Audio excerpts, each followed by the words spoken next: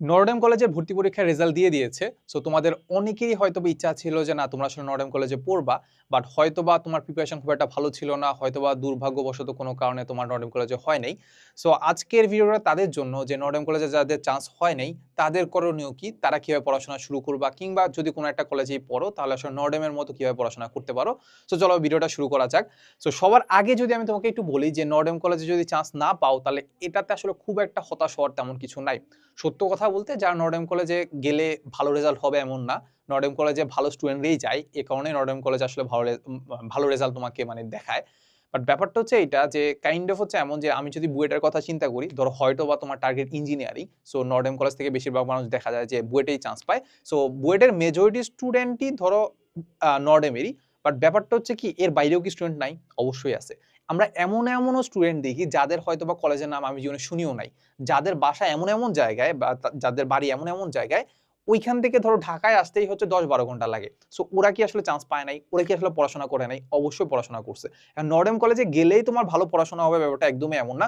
নর্ডেম college ছাড়াও কিন্তু অন্যান্য কলেজে থেকেও তুমি ভালোভাবে পড়াশোনা করতে পারো। কিংবা অন্যান্য কলেজের না গিয়ে নিজে বাসায় কষ্ট করে পড়েও কিন্তু তুমি বুয়েট বা মেডিকেল বা ঢাকা ভার্সিটিতে চান্স পাইতে পারো। ঠিক আছে?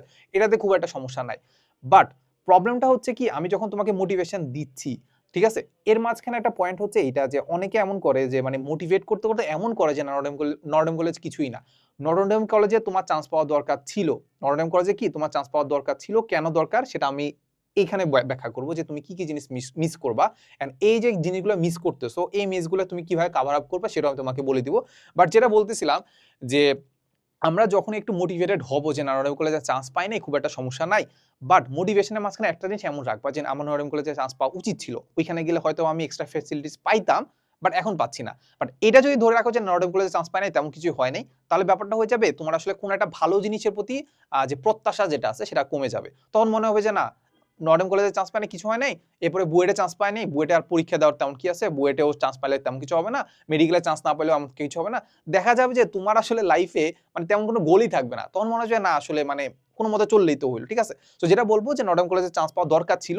এখন কোন জিনিস মিস করবা সেটা আমি তোমাকে দেখাচ্ছি। এই জিনিসগুলো তুমি আসলে নর্ডেম কলেজে চান্স না পাওয়ার কারণে এই জিনিসগুলো মিস করবা। এই জিনিসগুলো কিভাবে কভার আপ করবা সেটা তোমাকে দেখাই দিচ্ছি। যাতে করে তুমি নর্ডেম কলেজে চান্স না পেয়েও ওখানের মতো পড়াশোনা করতে পারো। যাতে করে তুমি একটা কাইন্ড অফ হচ্ছে এইচএসসি লাইফটা তুমি ভালোভাবে কাটাইতে পারো। ঠিক আছে? সবার আগে আমরা যেটা দেখতে পাই যে এনডিসিতে টিচার্সরা খুবই ভালো। তুমি দেখবা যে যেমন আমাদের সঞ্জিত কুমার গুহ স্যার ছিল, তারপর হচ্ছে আরো অনেক বড় স্যার ছিল যাদের কাইন্ড অফ হচ্ছে আমরা বই পড়ি। ওই বইগুলোর টিচারে তোমাকে ওখানে ক্লাস নেওয়াচ্ছে। কিংবা এমন কিছু বই আছে যেগুলোর হয়তো আমরা নাম জানি না, কিন্তু যাই দেখবা যে স্যাররা নিজেদের একটা বই আছে, নিজেদের অনেকগুলো বই আছে। ঠিক আছে? তো যেটা বলতেছি যে ওইখানে টিচার প্যানেলটা কিন্তু খুবই স্ট্রং। যেখানে দেখতে পাবা যে স্যাররা মানে এত মোটিভেটেড বা এত তোমাকে মানে ডেডিকেটেডলি তোমাকে পড়াচ্ছে, তুমি আসলে না পড়ে পারবা না। না পড়ে কি পারবা না। সো টিচার প্যানেলটা ওখানে বেশি স্ট্রং অ্যান্ড এই জিনিসটা তুমি মিস করবা। তুমি হয়তো এমন একটা এলাকায় আসো বা এমন একটা কলেজে আসো যেখানে স্যাররা হয়তোবা খুব একটা ভালো পড়াচ্ছে না। সো এই কারণে এই জিনিসটা মিস করার কারণে আমি বলব যে কাইন্ড অফ হচ্ছে এটা কভার আপ কিভাবে করা যায়। এটা সত্য কথা এখন আসলে কভার আপ করা খুব একটা টাফ না। কারণ তুমি জানো যে আমাদের এখন অনলাইনের যুগ। আগে হয়তোবা এটা কভার আপ করা টাফ ছিল। বাট এখন যেটা হচ্ছে আমাদের অনলাইনের যুগে আমরা কিন্তু নেট ঘাঁটলেই আমরা ইউটিউবেও কিন্তু অনেক ধরনের আসলে মানে কাইন্ড অফ হচ্ছে ফ্রি রিসোর্স পাই। যেখানে এত এত ভালো টিচার তোমাকে এত ভালোভাবে বুঝাই দিবে যে আসলে তুমি আসলে মানে এমনিই বুঝে ফেলবা। ঠিক আছে? যে সার্ভিসটা তুমি নর্ডেম কলেজে পাইতা এখন কিন্তু সেটা তুমি অনলাইনেই পেয়ে যাবা। যে কোনো ধরনের কোর্স, আমাদের কোর্স বা যে কোনো অনলাইন টিচারের কোর্স তুমি নিতে পারো, নিয়ে দেখতে পারো ক্লাসগুলো তোমার জন্য সুইটেবল কিনা, বা ওই ক্লাসটা করে তুমি টেস্ট পেপার বলো, তুমি হচ্ছে কোশ্চেন ব্যাংক বলো, ওগুলো সলভ করতে পারতেছো কিনা, কিংবা কনসেপ্টগুলো তুমি বুঝতে পারতেছো কিনা, তাহলে বলা যায় যে তুমি সেখান থেকে বলা যায় যে এই টিচারদের মতো তুমি সার্ভিস পেয়ে যাও। ঠিক আছে? তাহলে এই টিচারদের জন্য মতো সার্ভিস পাওয়ার জন্য আমাদের কি করতে হবে? আমরা চাইলে কি করতে পারি? অনলাইনে যাইতে পারি। কি যাইতে পারি? অনলাইনে যাইতে পারি। এন্ড তুমি তোমার অনলাইনে যাওয়া এখান থেকে কাইন্ড অফ একটা মাস্ট একটা কাজ। ঠিক আছে? এরপরে আমরা যেটা বলবো সেটা হচ্ছে তুমি একটা জিনিস মিস করবা, সেটা হচ্ছে আমাদের এনভায়রনমেন্ট। এনভায়রনমেন্ট মানে কি?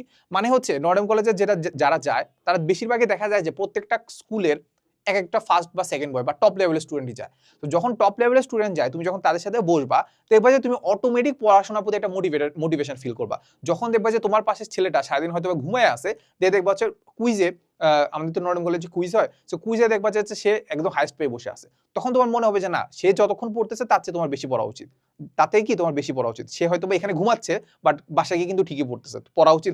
এরপরে দেখবা যে সারা যখন পড়াচ্ছে, স্যারদের সাথে দেখবা যে হাত তুলে দাঁড়ায় আছে, হাত তুলে দাঁড়ায় আছে মানে দাঁড়ায় হাত তুলতেছে, হাত তুলে বলবে যে স্যারকে এমন এমন কোশ্চেন করবে স্যার নিজেও চিন্তিত হয়ে যাবে।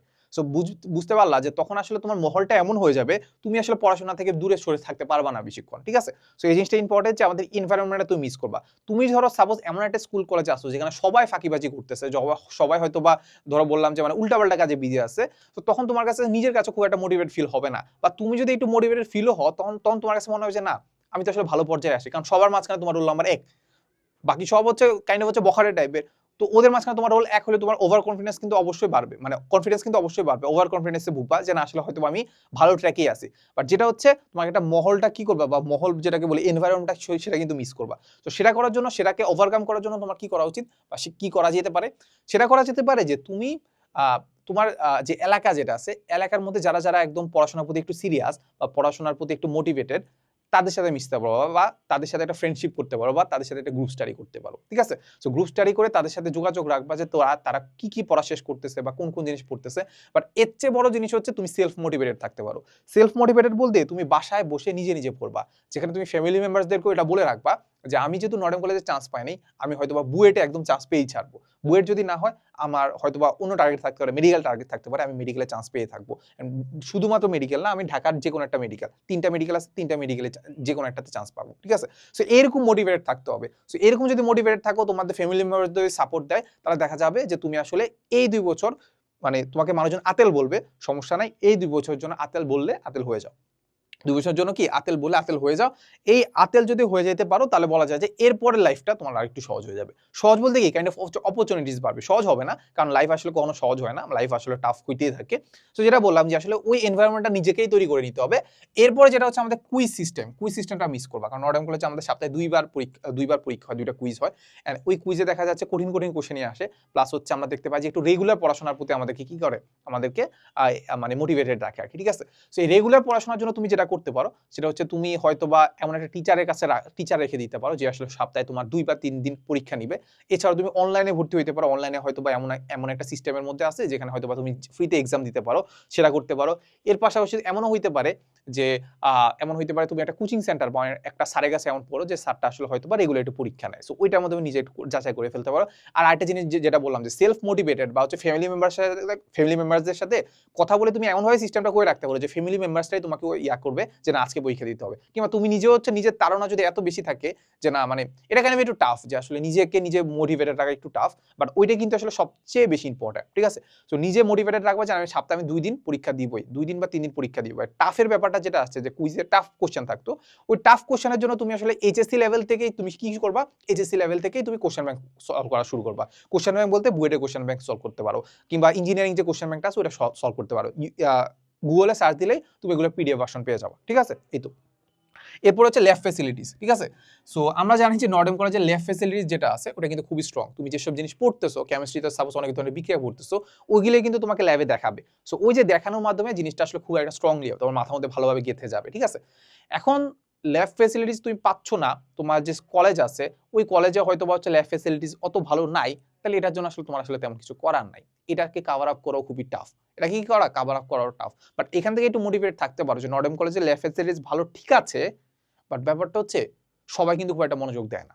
সত্য কথা, ক্লাসের মাঝে ধরো কাইন্ড অফ হচ্ছে আমি যদি 100% ধরি, 100% এর মধ্যে হয়তো বা 50% মনোযোগ দেয় আর 50% দেখা যাচ্ছে যে প্রথম মনোযোগ থাকে বা প্রথম সিরিয়াসনেস থাকে। লাস্টের দিকে দেখা যায় যে ওই যে বন্ধু যেটা লিখতেছে বা ওইটা লিখে ফেলে। এরপরে ধরো হচ্ছে ক্লাসে গেছে, ক্লাসে যাওয়ার পরে ধরো হচ্ছে বাসায় গেছে। বাসায় যাওয়ার পরে ফ্রেন্ড থেকে ল্যাব রিপোর্টটা নিয়ে নিজে মানে ও কপি করে লিখে ফেলে, ঠিক আছে? সো এই হচ্ছে কথা। কাইন্ড অফ হচ্ছে আমার ক্ষেত্রে এরকম, আমি ফিজিক্স ল্যাবটা খুব মনোযোগ দিয়ে করতাম। বাকি ল্যাবগুলো দেখা যাচ্ছে যে ওই যে মোটামুটি দেখে বা একটু মনোযোগ করে এটা দেখতাম না, কোনো মতে আসলে পাস করে আসছি, ঠিক আছে? সো যেটা বললাম যে ল্যাব ফ্যাসিলিটিস ভালো ঠিক আছে, বাট কিন্তু সবাই কিন্তু অত মনোযোগ দিতে পারে না। তো এটার জন্য তুমি যেটা করতে পারো, তোমার যে এক্সপেরিমেন্ট যেটা আছে সেটা তুমি ইউটিউবে সার্চ দিতে পারো। এন্ড আই গ্যারান্টি ইউটিউবে তুমি পাবা। ইউটিউবে কি করা পাবা, ওই ইউটিউবে তুমি দেখে নিবা। ইউটিউবে কি করে নিবা দেখে দিবা। সো আই গেস ওখান থেকে একটা ভালো করে তুমি জিনিসগুলো হচ্ছে আয়ত্ত করতে পারবে, ঠিক আছে? এরপরে যেটা আছে সেটা হচ্ছে আমাদের ক্লাব। আমরা জানি যে নর্ডেন কলেজে অনেকগুলো ক্লাব আছে। যেহেতু অনেকগুলো ক্লাব আছে, ওইখানে কাইন্ড অফ একটা রুটিনের মাঝখানে একটা সার্টেন পার্ট থাকে, এটা হচ্ছে ক্লাবিং এর। সো ক্লাবিং এর ক্ষেত্রে মানে এক্সট্রা কারিকুলাম অ্যাক্টিভিটিজের জন্য যেহেতু মানে নর্ডেন কলেজ কাইন্ড অফ হচ্ছে একদম মানে আইডল টাইপের বা আইডিয়াল একটা কলেজ। সো এই কারণে দেখা যাচ্ছে যে ওই জিনিসটা তুমি অনেক বেশি মিস করবা। এখন তোমার কলেজে হয়তো অত ক্লাবিং করে না বা ক্লাব নাই, তুমি যেটা করতে পারো যে আমাদের ক্লাবিং এর ক্ষেত্রে কি হইতে পারে, হয়তো আইটি ক্লাব হইতে পারে, ডিবেট ক্লাব হইতে পারে। সো এইটার জন্য যে সেম কাজ সেটা হচ্ছে আমাদের ইউটিউবে সার্চ দিবা, কিংবা ইউটিউবে সার্চ না দিলেও তোমার স্কিল বেসড বা এক্সট্রা কারিকুলাম অ্যাক্টিভিটিস এর স্কিলের অনেকগুলো কোর্সই পাওয়া যায়। সো তুমি ইউটিউব থেকে বা যে কোনো একটা জায়গা থেকে বা ফেসবুক থেকে যে কোনো একটা জায়গা থেকে তুমি যে কোনো একটা কোর্স এনরোল করতে ফেলতে পারো, ঠিক আছে? এখন কোর্সের ক্ষেত্রে কিন্তু কোর্সের প্রাইসও খুব একটা বেশি থাকে না। সো যে কোনো একটা স্কিল আমরা যেটা নর্মালি দেখতে পাই যে অনলাইনে দেখে অনেকে রোবট বানাচ্ছে, অনলাইনে দেখে অনেকে সি প্রোগ্রামিং শিখতেছে, অনলাইনে দেখে তোমার অনেকে হয়তো বা প্রোগ্রামিং শিখতেছে, তারপর হচ্ছে হয়তো বা পাইথন শিখতেছে, অনেকে হয়তো বা ওয়েবসাইট বানাচ্ছে। সো এই জিনিসগুলো কিন্তু তুমি ক্লাবিং এর মাধ্যমে, ক্লাবিং না করে এই জিনিসগুলো তুমি করতে পারো। এগুলো কিন্তু তোমার পরবর্তী লাইফে কিন্তু অনেক হেল্প করবে। তোমার ইঞ্জিনিয়ারিং যদি পড়ো, তুমি যদি ভার্সিটিতে পড়ো, সো সেম জায়গাগুলোতে কিন্তু তোমার কিন্তু অনেক বেশি কাজে লাগবে। কিংবা গ্রাফিক্স ডিজাইন হইতে পারে, কিংবা ভিডিও এডিটিং হইতে পারে। এই ব্যাপারগুলো কিন্তু তুমি ইউটিউব দেখে শিখতে পারো, ঠিক আছে? সো যে কোনো একটা প্যাশন যেটা তোমার ভালো লাগে ওইটার প্রতি একটু কি করো, একটু টাইম দিতে পারো, ঠিক আছে? একটু টাইম বলতে তুমি দিনে 1-2 ঘন্টা দিতে পারো। এই হচ্ছে কথা। সো এই যে আমি যেটা বললাম যে এই ফেসিলিটিস গুলা যেহেতু এখন নর্ডেম কলেজের ছেলেরা পাবে, তুমি পাবা না। সো এইগুলা কাভার আপ কিভাবে করা যায় এগুলো একটু বোঝার চেষ্টা করো। আমি তোমাকে যেটা বলে দিলাম সেটা তো হইলে, বাট নিজেও একটু চিন্তা করার চেষ্টা করবা। আর আরো একটা জিনিস হচ্ছে কি, এখন যেটা বললাম যে পড়াশোনার কথা যদি আমি চিন্তা করি, যে অনলাইন আসার কারণে আমাদের কারণে কাইন্ড অফ দেখা যাচ্ছে একদম প্রত্যন্ত অঞ্চলে একজন ছেলেও কিন্তু আসলে আমাদের একদম ভালো একটা টিচারের কিন্তু ক্লাস করতে পারতেছে, আগে যেটা সম্ভব ছিল না।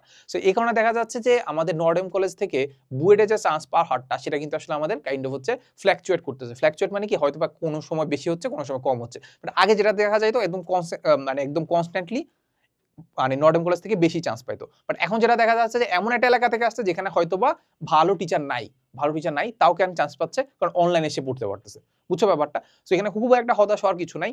মানে লাইফের এটা একটা ফেজ ছিল, বা লাইফের ফেজ বলতে আমি যেটা বুঝাচ্ছি যে একটা ফেজ পার হওয়ার পর কিন্তু আগের ফেজটাকে খুব একটা মানে গুরুত্ব মনে হয় না বা তুচ্ছ মনে হয়, ঠিক না? এখন ছোটবেলায় তুমি ক্লাস 5 এ থাকতে কোনো একটা পরীক্ষা নিয়ে হয়তো বা কাঁদছো, এটা কি তোমার এখন মনে পড়ে না কিন্তু। সেম কেস এই জিনিসটাও, বা নর্ডেম কলেজে চান্স পাওয়ানো এই জিনিসটা এখন আমাদের খুব একটা কি করবে না, খুব একটা ইফেক্ট ফেলবে না আরকি সামনে গেলে, ঠিক আছে?